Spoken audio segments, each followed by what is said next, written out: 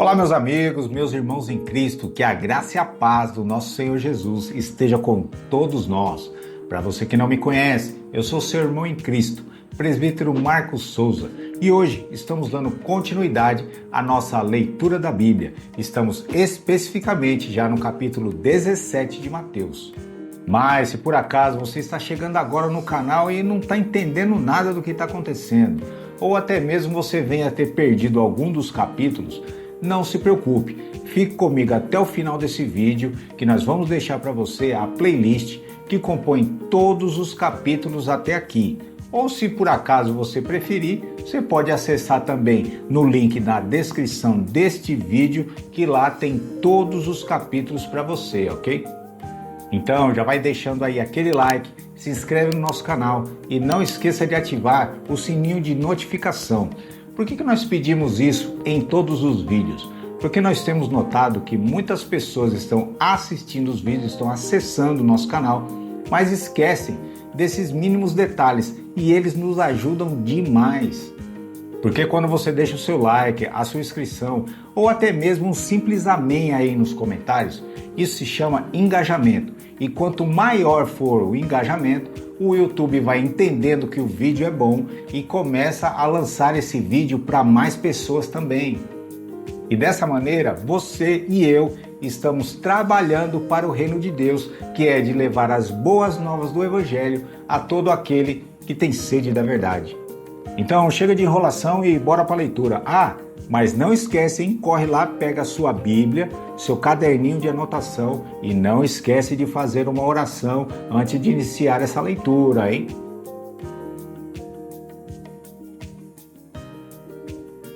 Agora sim, bora lá para mais um capítulo, vem comigo. Mateus capítulo 17. 6 dias depois, tomou Jesus consigo a Pedro e a Tiago e a João, seu irmão, e os conduziu em particular a um alto monte. E transfigurou-se diante deles, e o seu rosto resplandeceu como o sol, e as suas vestes se tornaram brancas como a luz. E eis que lhes apareceram Moisés e Elias, falando com ele. E Pedro, tomando a palavra, disse a Jesus: Senhor, bom é estarmos aqui.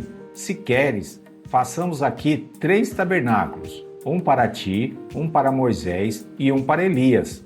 Estando ele ainda a falar, eis que uma nuvem luminosa os cobriu, e da nuvem saiu uma voz que dizia: Este é o meu filho amado, em quem me comprazo, escutai-o.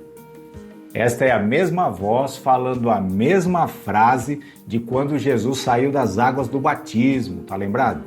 Só que diferentemente daquela, agora nós vemos apenas a ação de 2 pessoas aqui, do Pai e do Filho. Versículo 6. E os discípulos, ouvindo isso, caíram sobre seu rosto e tiveram grande medo. E aproximando-se Jesus, tocou-lhes e disse: Levantai-vos e não tenhais medo. E erguendo eles os olhos, ninguém viram senão a Jesus. E descendo eles do monte, Jesus lhe ordenou, dizendo: A ninguém conteis a visão, até que o Filho do Homem seja ressuscitado dos mortos. Esta passagem está mostrando Jesus glorificado e aparecendo juntamente com Moisés e Elias, que representam juntos a lei e os profetas, Moisés sendo representante da lei e Elias sendo representante dos profetas, indicando com isso o final da lei e dos profetas e iniciando a era da graça após a ressurreição de Jesus. Você consegue entender qual que é a diferença entre a lei e a graça? Se você não entende e você tem curiosidade de aprender, eu vou deixar para você um vídeo que nós temos aqui, no card aqui, que fala exatamente sobre isso. Voltando ao assunto, nós entendemos que nada daquilo que aconteceu aqui foi real, porque Jesus diz aos seus discípulos que eles tiveram uma visão. Então nós entendemos que Moisés não está no céu ressuscitado e glorificado, porque Jesus é quem é o primogênito entre os mortos. Ninguém ressuscitou e foi glorificado antes de Jesus. Sendo assim, Moisés está morto e aguardando juntamente com todos aqueles que morreram em Cristo a ressurreição dos santos. Verso 10. E os seus discípulos o interrogaram dizendo: Por que dizem então os escribas que é mister que Elias veio primeiro? Os discípulos, porque eles viram Elias naquela visão, eles estão fazendo referência a Malaquias capítulo 4, versos 5 e 6. Ou seja, Jesus já havia falado a esse respeito, mas eles já esqueceram. Versículo 11. E Jesus respondendo disse-lhes: Em verdade, Elias virá primeiro e restaurará todas as coisas. Mas digo-vos que Elias já veio, e não o conheceram, mas fizeram-lhe tudo o que quiseram. Assim farão eles também padecer o Filho do Homem. Então entenderam os discípulos que lhes falara de João Batista. Se dissermos então que João Batista é o próprio Elias que haveria de vir, isso dá margem ao espiritismo que acredita na reencarnação. Mas na verdade, Jesus está ensinando que João tinha as mesmas características que Elias, não que Elias iria ressurgir no corpo de João Batista. Lembra que Jesus já tinha ensinado isso em Mateus capítulo 11, verso 14? Ou seja, nem os seus discípulos estavam entendendo isso. Versículo 14. E quando chegaram à multidão, aproximou-se-lhe um homem, pondo-se de joelhos diante dele e dizendo: Senhor, tem misericórdia de meu filho, que é lunático e sofre muito, pois muitas vezes cai no fogo e muitas vezes na água. Em algumas traduções mais antigas, ao invés de você ver a palavra lunático, você vai ver a palavra epilético. É que naquela época, os gregos entendiam que a lua tinha influência sobre certas condições humanas, incluindo a epilepsia. Porém, com o avanço da medicina, nós descobrimos que uma coisa não tem nada a ver com a outra, ok? Há muito tempo atrás, eu não sei quanto tempo você tem de convertido, mas há muito tempo atrás, nas igrejas, ainda muitos irmãos sofriam preconceito de possessão demoníaca àqueles que sofriam de epilepsia ou convulsões. Mas hoje nós sabemos que isso são doenças físicas e não espirituais. Então, se você tem ainda alguma dúvida sobre essas questões, é bom você fazer um estudo bem detalhado sobre isso e rever os seus conceitos. Verso 16. E trouxe-o aos teus discípulos e não puderam curá-lo. E Jesus respondendo disse: Ó geração incrédula e perversa, até quando estarei eu convosco? E até quando sofrereis? Trazei-mo aqui. E repreendeu Jesus o demônio que saiu dele, e desde aquela hora o menino sarou. Então os discípulos, aproximando-se de Jesus em particular, disseram: Por que não pudemos nós expulsá-lo? E Jesus lhes disse: Por causa da vossa pequena fé, porque em verdade vos digo que, se tiveres fé como um grão de mostarda, direis a este monte: Passa daqui para acolá, e há de passar, e nada vos será impossível. Mas esta casta de demônios não se expulsa senão pela oração e pelo jejum. Aqui Jesus nos ensina 3 coisas interessantes. A primeira é que essa enfermidade era espiritual e não física. Segundo, para se conquistar aquilo que se pede, você precisa ter fé naquilo que você está executando sem duvidar. E terceiro, você precisa estar em jejum e oração para se expulsar certos demônios. Verso 22.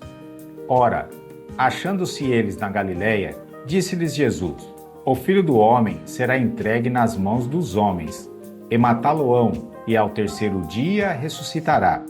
E eles se entristeceram muito. Os discípulos não conseguiam entender isso que Jesus estava explicando, porque desde a infância de cada um deles, eles aprenderam que o Messias não morre. Verso 24. E chegando eles a Cafarnaum, aproximaram-se de Pedro os que cobravam as didracmas e disseram: O vosso mestre não paga as didracmas? Disse ele: Sim. E entrando em casa, Jesus se lhe antecipou, dizendo: Que te parece, Simão? De quem cobram os reis da terra os tributos ou os impostos? Dos seus filhos ou dos alheios? Disse-lhe Pedro: dos alheios. Disse-lhe Jesus: logo, estão livres os filhos. Mas, para que os não escandalizemos, vai ao mar, lança um anzol, tira o primeiro peixe que subir, e abrindo-lhe a boca, encontrarás uma estáter. Toma-o e dá-o por mim e por ti. Jesus está fazendo uma comparação entre o mundo terreno e o mundo espiritual, aonde ele já pagou a nossa dívida, nos fazendo assim filhos de Deus. Portanto, a nossa dívida e os nossos tributos já estão pagos. Aqui também nos mostra que somente Jesus e Pedro é que pagavam os impostos, porque naquela época só se pagava imposto quem era maior de idade, que no caso seria acima dos 21 anos. Então isso nos mostra que possivelmente Pedro era o único acima dessa idade, era o único acima de 21 anos. Todos os outros discípulos eram abaixo dessa idade. E é isso aí, terminamos mais um capítulo para a glória de Deus. E eu quero agora te dar os parabéns, porque nós já atingimos mais de 50% da leitura do livro de Mateus.